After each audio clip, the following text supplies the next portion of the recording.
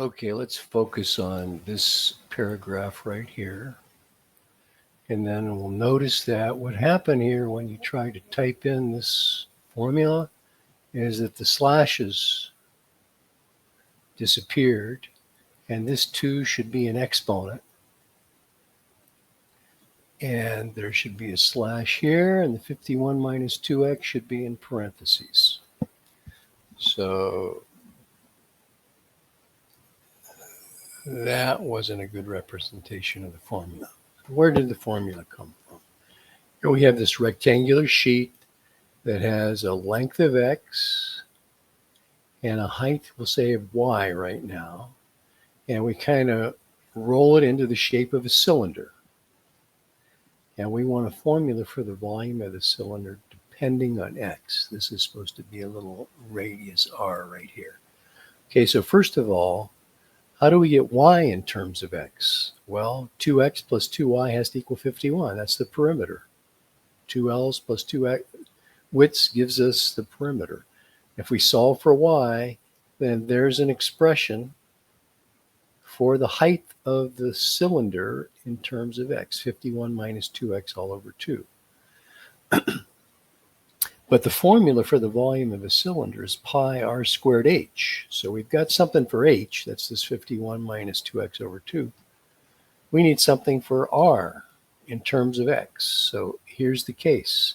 This red distance right here, the circumference of this circle, that's what x is. But the circumference of a circle is 2 pi times the radius. So the radius is x over 2 pi. So that's what we're going to substitute into the volume formula.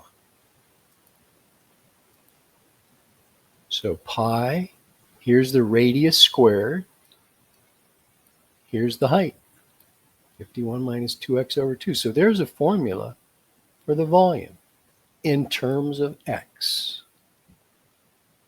Now you can simplify it a little bit. If you square the quantity x over 2 pi, you get x squared over 4 pi squared, and one of these pi's cancels out. So x squared over 4 pi times the quantity 51 minus 2x over 2. If you go to Desmos and type in this expression,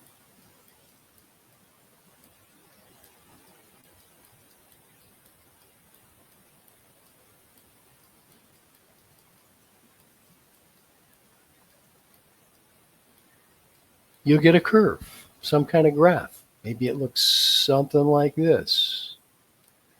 And what we mean by the domain of the function is what values am I allowed to plug in here for x? Well, this x dimension can't be less than 0. That doesn't make sense in the context of the problem.